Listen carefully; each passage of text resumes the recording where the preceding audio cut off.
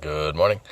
Just read a quick little post. It was really beautiful. Marco Lepore was talking about how the simplest way that we have been mind controlled is by being told to believe that things that are good are bad and things that are bad are good. And then they don't have to actively try to manipulate anybody as long as they establish the fact that good things are bad and bad things are good. So meditation is bad. Meditation is weird and icky and not that important and difficult. Meditation, from the Matrix point of view, meditation isn't just looking at a tree in the breeze and being like, wow, that's relaxing. I'm going to move on to my next activity while I'm feeling that relaxation from that. And I'm going to find that in everything. I'm going to find that relaxation in everything. And I'm going to be in a more meditative state, more contemplation, more analytical, more empathetic. I'm going to be receiving, soaking up, and processing. I'm not going to be trying to say I know things or try to finalize things. So anyways, that was just a beautiful post. Definitely recommend you look that up. Marco Lepore is really great. So we can basically create our own version of now and exit the matrix by doing things that allow us to feel tangibly more real and more alive. And this can take virtually any form.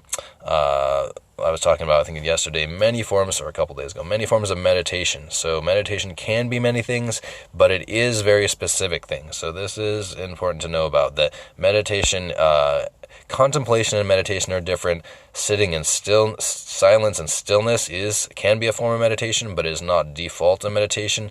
Meditation relates to the brainwave activity. So when we have generating theta waves, this means that we are in meditation, and there are many different ways to do this. So there are many different ways, but it's important to know if we're not feeling the tangible benefits, we want to keep trying different things until we're really feeling it, and settling down with a routine until we actually feel it, and trying new things until we actually feel it are great ways. Repetition and variety until we find the right thing.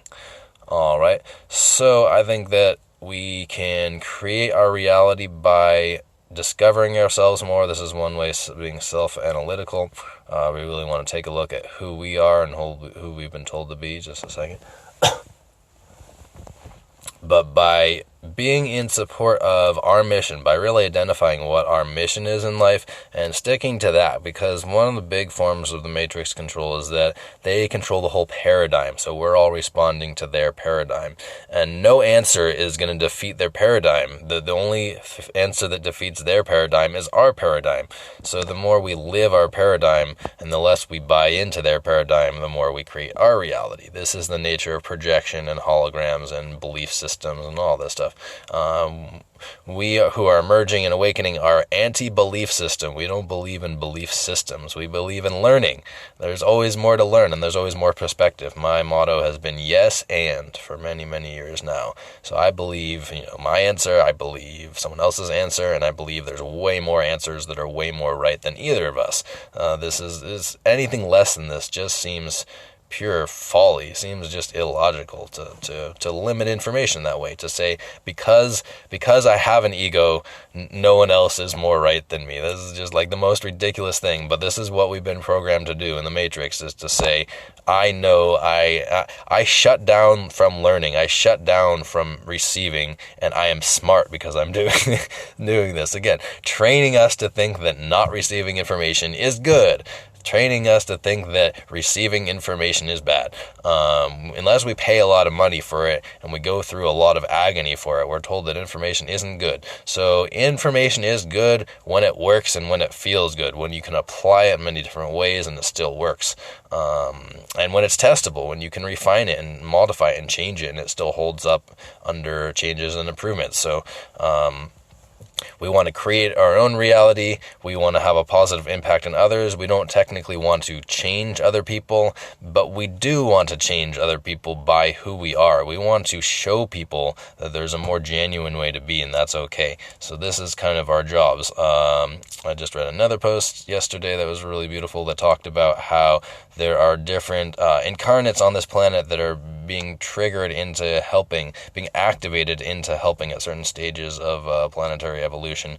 And so some of these people are basically the front lines where we're beginning this process, where we're doing this en masse. This isn't just a slow trickle like it's been for many, many years. We're doing it en masse. So all of a sudden we're having people waking up, throwing themselves in the system. A lot of people that haven't been in the system much or haven't been very activated, myself included. I hadn't been very activated until fairly recently. I've been doing all this work and all the study, but just not activated, not sharing it, didn't have the outlet or the medium for doing it.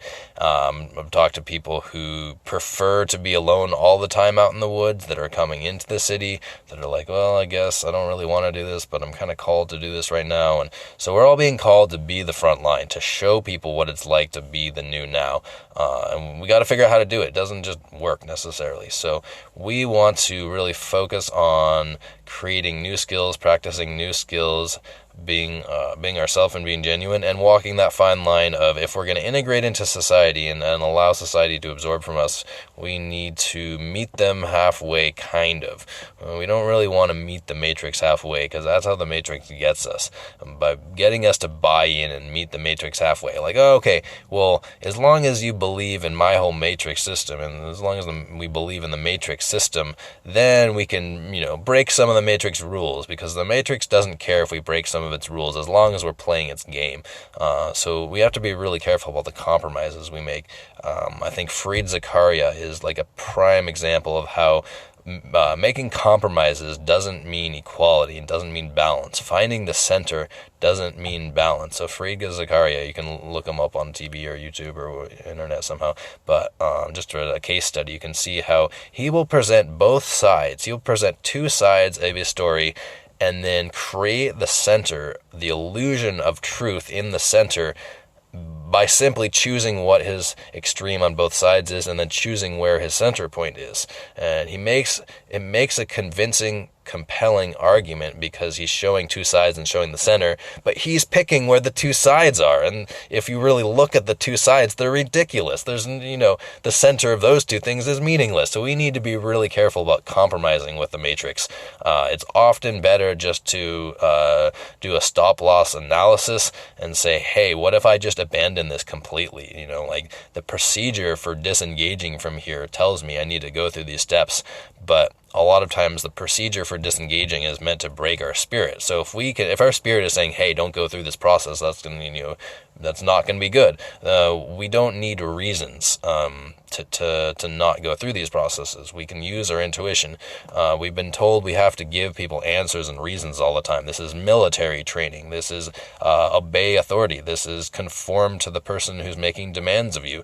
We absolutely do not have to communicate anything that we're going through. It can be helpful. We want to seek ways to communicate as much as we can to express what's happening, but it is absolutely not an obligation. That is an absolute lie and an illusion, because most of the time what we're going through, we who are awakening and wanting to awaken, is not something that people who are asleep have gone through before, and they will have no context for it. So there's no way we can really explain or compromise with a system. A compromise, basically, in most cases, a compromise with the Matrix, like I was saying before, is just a game to get us to buy in. I work in psychology right now, so we deal with this kind of stuff on a day-to-day basis, how the forms of psychology affect people, and it's really potent stuff. It doesn't take long to affect people. It's so potent that we can know what it is and still have it affect us.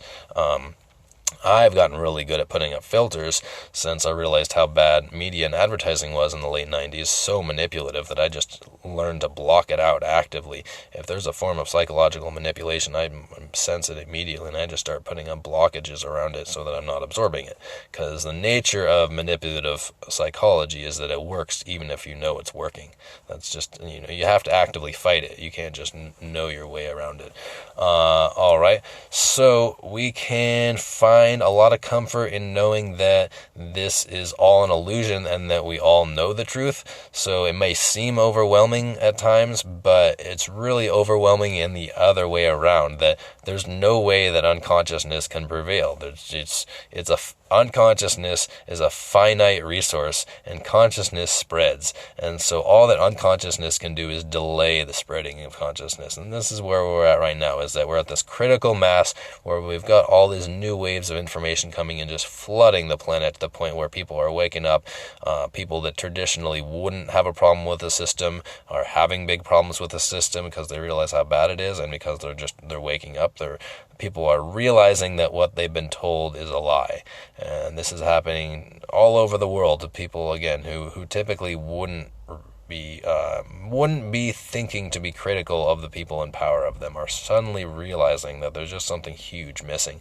So we're having online communities form around this, just, huge amount of activity of people saying, yeah, there's we see the change we can make. We see the change is necessary. There's still a lot of illusion out there. So one thing I see a lot of is in these communities is there's a lot of illusion into misinformation about what's really happening. So I don't actually believe anything. I do everything with statistics and probability. So I hear all kinds of things like Trump is a segue for the new change because he's so radical. He's just going to allow a lot of radical things to happen, and there's going to be a lot of fallout, a lot of damage from that. But a more structured and organized and controlled, systematic president who's more plugged into the system basically would be following the matrix system a little bit closer. I don't know if I believe any of that stuff. I don't think that I have to believe any of it. I can hold the potential for it to be true and the potential that it's not true. I don't really care. It doesn't influence my daily life. I'm not, So this is another thing that we can do, is we can not let ideas that are too big take up too much of our time. We can move on them rather than think about them. So I stay away from all kinds of problems on the internet. I do not sign up for petitions. I do not engage in problems at all. I don't watch sob stories at all. I don't look at documentaries about how bad things are. I know how bad things are. I've been paying attention my whole life. Things have been awful. When I was a tiny kid, in the early 90s, late 80s, early 90s, that's when we were hearing all the stories about the global warming and the planet being irreversibly damaged. So this is old news. I don't need to know more about this stuff. These stories, these petitions, they have good intentions, but they're really just more of the problem. They're just more complaining. They're more focusing on the problem. So the way we create solutions is by stopping focusing on the problem. So if bees are endangered, spreading awareness is good. We do need to spread about a certain amount of awareness, but we need to affect change. So we need to figure out whose awareness needs to be affected. We don't just need to mass spam it on Facebook. We need to start developing intelligent dialogue around it. Start reaching out to college professors in our areas who work with insects. Start reaching out to local farmers. Start networking around this stuff. Create local programs around this. Find the other people that are passionate about it and create local systems. This is where we're at, where we need to replace the matrix, because the matrix systems don't work. The matrix system says, oh yeah, blue honey is fine. It's not that big a deal. It's a food additive, but it's technically food safe, so don't worry about your honey being blue because there's a bunch of blue dye in it. This was a huge news story a few years back. There's massive quantities of blue honey because there was a few miles away there's a chemical plant that was making a bunch of blue food coloring or something like that. So we replace the matrix with our own version of reality is what we do. We don't buy in, even city council, local city council is about as real as it gets for politics because we can actually have a change there. But that also is ridiculous. I don't know if anyone's ever been to a city council meeting, but they often go for 2.5 or 3 hours, and half of that is often just routine. Nothing is really being said. They're going through, okay, we have to open the floor for questions for this segment. We have to go over this. We have to say this. It's such an inefficient system. So little gets done, and so much time is spent doing it, that really creating our own systems. If we have a problem, we can create a solution. We don't need our local governments to help us. technically we might need them to sign off, but that's a personal relationship. We can go and talk to our city council members personally. We can send them messages, we can call them, we can set up appointments with them. So again, city hall meetings only really matter when there's an issue that's being weighed in. When a city council, this is where we do want to pay attention to our city council. We want to plug in and get their schedule. Is that when they're reviewing changes to our city, that is when we want to weigh in, because these are big issues. These are things like how our towns are developed, like which companies we allow into our towns, what kind of transportation, where money is allocated. It's really important to get involved with these kinds of things, again, because this is tangible. All the stuff that people are fearing and spreading on the internet as fear and bad, these are not so tangible. Like the oil pipeline is horrible, but most of us don't live there, so it's not tangible for us right here. There's very little we can do. We can ship out and go to the front lines there. That's great too. But we can pick our battles too. We can do things locally, like be aware of when people are trying to make change in local community at their city councils. I know there's a guy around here who is trying to change the building laws because the housing is such a big issue, and we have so many restrictive laws around housing that aren't really necessary. So just him showing up to the city council, he's been carrying this whole project for like 5 years, and he's had huge effect. He's gotten cheap housing available for large amounts of people. He's amazing. So we can do that, and we can plug in with other people that are doing that. But we can also take matters into our own hands. We can say, little free libraries. We can say books are disappearing, books are valuable. Let's create a solution. It's an organization. I think it's a national organization, or maybe even an international, that you sign up with, and they just have a couple little rules, and you plug into the whole system, and you're on their map. So saving books, but we can do this about anything, really anything that's going to elevate consciousness. So if we can form a conscious daycare, so daycare isn't just being run by a company, or isn't just being run, by a system, being run by a new generation. Have a daycare be reinvented. Say, okay, daycare, we have an opportunity to provide education in a light educational setting where there's not much expectation. Do you know how beautiful this is when there's not that much expectation, but there's a certain level of commitment? We can be filling, a daycare center is probably the most valuable thing for breaking the matrix of anything, because education of the next generation is the most valuable thing. All we have to do is remind the next generation that everyone here in this generation has been fed lies all of our lives, and we just don't need to believe these lies anymore. We could change the whole system in, 20 years if we just had really good daycare systems. If we're creating within our local community. The charter school system has been springing up doing just this. I mean, it's a slow start and it's a mixed bag, but way better. Public schools are just, slave factories. They're designed to incentivize cheating and cruelty and just all these messed up behavioral patterns. Exclusion, derogatory behavior, encouraging derogatory behavior, just encouraging not paying attention. We actually have schools that are designed now to teach people how to cheat and not to be able to learn. We punish learning and we incentivize cheating. It's basically the way the modern system works. We have these expectations, not that people are smart and accomplish things, but that people figure out how to get past the system. And there's loopholes. So people that plug into the system enough are then given loopholes. They're like, oh, okay, you're part of the matrix here. Let me just help you through the matrix because you're part of the matrix. So people that aren't part of the matrix and say, hey, I really want to learn, we have to struggle a little bit more because we actually want to learn, and the system's not designed for that. Similarly to sharing information, if we're smart, we generally want to be careful with how we share information because the matrix programming doesn't like truth or honesty. And so Mr. Smithing will happen very frequently. So if we talk too much about the true nature of reality and about being kind and supportive and other ways of being, it's going to trigger fear reactions from people that are sleeping, and that's going to be a Mr. Smith response. So To quickly recap, we can create the new now by really focusing on the changes that are happening around us and plugging into them, and by creating change ourselves. So meditating, evaluating ourselves, contemplating our thoughts and our feelings so that we're becoming more grounded, because eventually we're going to have to be the change, and us interfacing with other people is going to have to be what wakes people up. And the most successful way to do this is to be a good example. And so when other people can experience this, when people's ideas are being questioned, not because we're questioning them, but because we are different, and we show how confident we are and happy we are and successful we are as much as we can, then we're showing a new world. And this is what we really need to do. We need to show people this new world, because we feel this world. We are this world, but we have to show other people, because there's still a lot of fear. The Matrix survives on fear. So all we got to do is keep showing up and showing that, hey, the world is really not that bad.